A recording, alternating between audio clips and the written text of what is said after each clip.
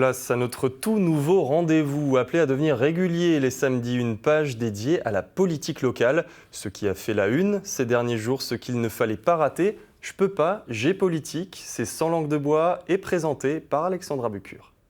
Vive l'Alsace! En aucun cas, un représentant du Bundestag. Le Parlement européen, c'est notre maison. Moi, je vais aller au débat. C'est scandaleux. Voter avec le cœur. C'est un grand jour pour l'Alsace. Partageons une camomille. C'est un grand classique. Et jetzt geht's los. Parce qu'elle nous fait souvent grincer des dents, mais parfois rire aussi, parce qu'elle régit notre quotidien. Bref, parce que la politique, c'est la vie, et à la sauce alsacienne, c'est encore plus savoureux. Bonsoir et bienvenue dans ce premier numéro de Je peux pas, j'ai politique. Et on démarre tout de suite avec un serpent de mer qui refait surface. Explication. Et c'est même bien plus que ça, un véritable monstre du Loch Ness alsacien. Des décennies qu'on en parle, mais personne ne l'a encore vu. L'écotaxe.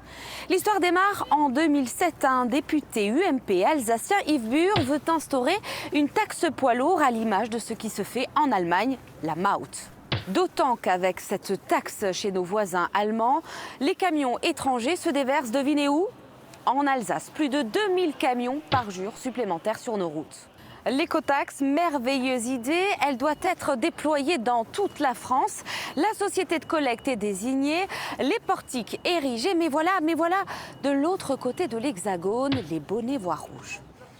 Et après des semaines de fronde, l'écotaxe est enterrée. Nous sommes en 2014. La fin, pas tout à fait, car avec la création de la CEA en 2021, l'écotaxe ressuscite. Cette fois, c'est la bonne, elle verra bien le jour. Mais sa mise en œuvre commence à tarder, à vraiment tarder. Les élus de gauche, alsaciens et lorrains, menés par le sénateur Jacques Fernic, n'en peuvent plus d'attendre 20 ans qu'ils attendent. Ils ont publié une tribune cette semaine. C'est un levier pour la transition, pour la décarbonation des transports, pour la progression du ferroviaire pour le fret. Et puis, c'est surtout une façon d'éviter les reports.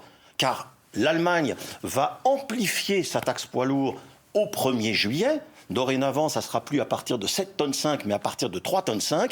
Si l'Alsace, si le sillon lorrain veulent être vulnérables encore plus, ne faisons rien. Donc cet appel, c'est pour vraiment inciter nos exécutifs alsaciens et du Grand Est à faire preuve de résolution et de détermination. Voilà, pas sûr que cela bouleverse le calendrier. L'écotaxe ou la taxe poids lourd, c'est comme vous voulez, devrait voir le jour d'ici 2025, peut-être 2026. Alors la CEA, trop lente à la détente, c'est une des questions que nous avons posées à son président, Frédéric Bierry. Il est l'invité de ce premier numéro.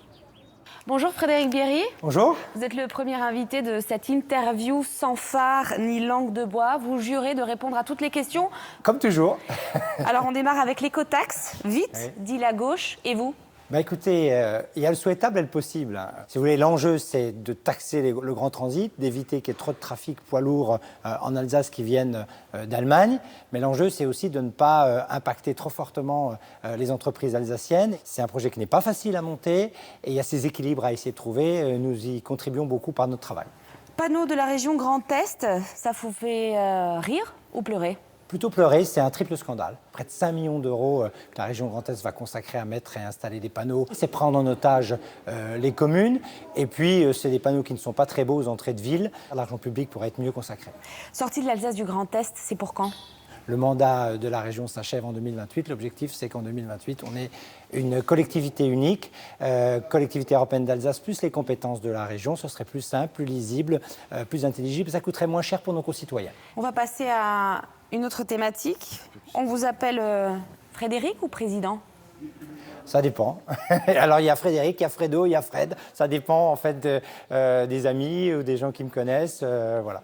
Frédéric Bierry est-il encore LR, les Républicains ? Frédéric Bierry, son premier parti, c'est avant tout de défendre l'Alsace, promouvoir l'Alsace, défendre les Alsaciens. Mais j'ai des valeurs républicaines au cœur.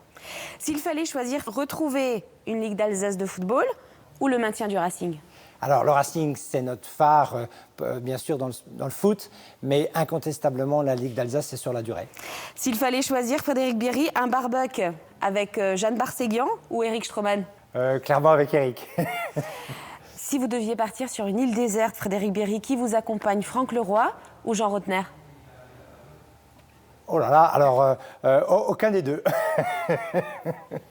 Quelque chose à dire, Frédéric Bierry, sur cette interview? C'est difficile de répondre aussi rapidement. Allez, il est maintenant l'heure de faire un point sur l'actualité politique. En bref, ce qu'il ne fallait pas rater.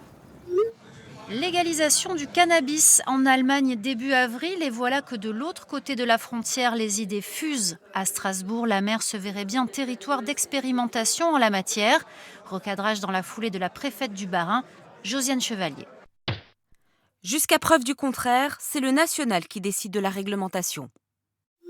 8 millions d'euros, un montant record débloqué par l'Eurométropole pour indemniser quelques 200 commerçants potentiellement impactés par les travaux du futur tram Nord. Pour rappel, l'enveloppe totale allouée à cette nouvelle ligne atteint 268 millions d'euros. N'y aurait-il pas des élections bientôt? Yaël Braun-Pivet est de retour en Alsace après y être passée il y a 2 semaines. La présidente de l'Assemblée nationale était à Wissembourg.